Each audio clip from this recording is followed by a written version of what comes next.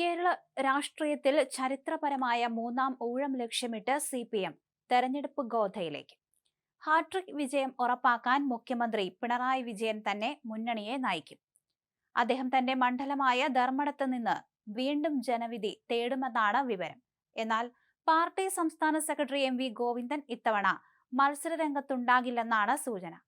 സംഘടനാ രംഗത്ത് ശ്രദ്ധ കേന്ദ്രീകരിക്കാനാണ് ഗോവിന്ദൻ വിട്ടുനിൽക്കുന്നത്. ഏതു വിധേനയും അധികാരം നിലനിർത്തുക എന്ന ലക്ഷ്യത്തോടെ സ്ഥാനാർത്ഥി നിർണയത്തിൽ വിട്ടുവീഴ്ചയില്ലാത്ത നിലപാടാണ് പാർട്ടി സ്വീകരിക്കുന്നത്. കഴിഞ്ഞ തവണ കർശനമായി നടപ്പിലാക്കിയ 2 ടേം വ്യവസ്ഥയിൽ ഇത്തവണ ഇളവുണ്ടാകും. വിജയസാധ്യത മാത്രമാകും ഏക മാനദണ്ഡം. 2 ടേം പൂർത്തിയാക്കിയ മുതിർന്ന നേതാക്കളെയും സിറ്റിംഗ് MLA-മാരെയും വീണ്ടും മത്സരിപ്പിക്കാൻ പാർട്ടി ആലോചിക്കുന്നു. മുൻ ആരോഗ്യമന്ത്രി KK ശൈലജയെ പോലുള്ള ജനകീയ മുഖങ്ങളെ വീണ്ടും നിയമസഭയിലെത്തിക്കാൻ ഗൗരവകരമായ ചർച്ചകൾ നടക്കുന്നുണ്ട്. സംസ്ഥാനത്തുടനീളം മുഖ്യമന്ത്രി നേരിട്ട് പ്രചരണം നയിക്കും. ക്ഷേമ പദ്ധതികളും വികസന നേട്ടങ്ങളും ഉയർത്തിക്കാണിച്ച് ഭരണവിരുദ്ധ വികാരത്തെ മറികടക്കാമെന്നാണ് കണക്കുകൂട്ടൽ. തെരഞ്ഞെടുപ്പിൽ ജയിച്ചാൽ പിണറായി വിജയൻ തന്നെയാകും മുഖ്യമന്ത്രി.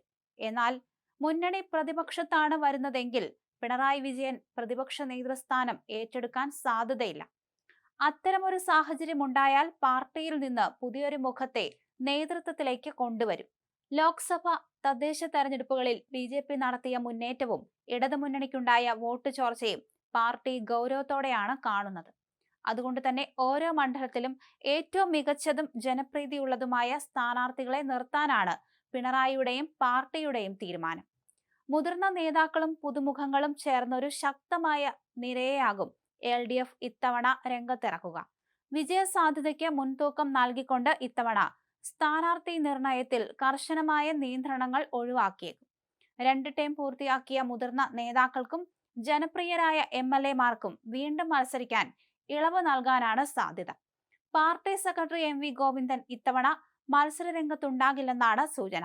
തെരഞ്ഞെടുപ്പ് പ്രവർത്തനങ്ങളും പാർട്ടി സംവിധാനവും ഏകോപിപ്പിക്കാൻ എന്തായാലും അദ്ദേഹം പൂർണ്ണമായി സംഘടനാ രംഗത്തായിരിക്കും ശ്രദ്ധ കേന്ദ്രീകരിക്കുക. വോട്ട് ചോർച്ച തടയാൻ ബൂത്ത് തലത്തിലുള്ള പ്രവർത്തനങ്ങൾ ശക്തിപ്പെടുത്തിയേക്കാം. തദ്ദേശ തെരഞ്ഞെടുപ്പിൽ BJP മികച്ച പ്രകടനം കാഴ്ചവെച്ച മണ്ഡലങ്ങളിൽ പ്രത്യേക ശ്രദ്ധ കൊടുക്കും. വോട്ട് പോകുന്നത് തടയാൻ ന്യൂനപക്ഷ ഭൂരിപക്ഷ വോട്ടുകളുടെ ഏകീകരണം ഉറപ്പാക്കുന്ന തരത്തിലുള്ള തന്ത്രങ്ങളും ആവിഷ്കരിക്കും. എന്തായാലും പിണറായി വിജയൻ തന്നെ മുന്നണിയെ നയിക്കുന്നുണ്ട്. ധർമ്മടത്ത് നിന്ന് വീണ്ടും ജനവിധി തേടാനാണ് സാധ്യത കൂടുതൽ.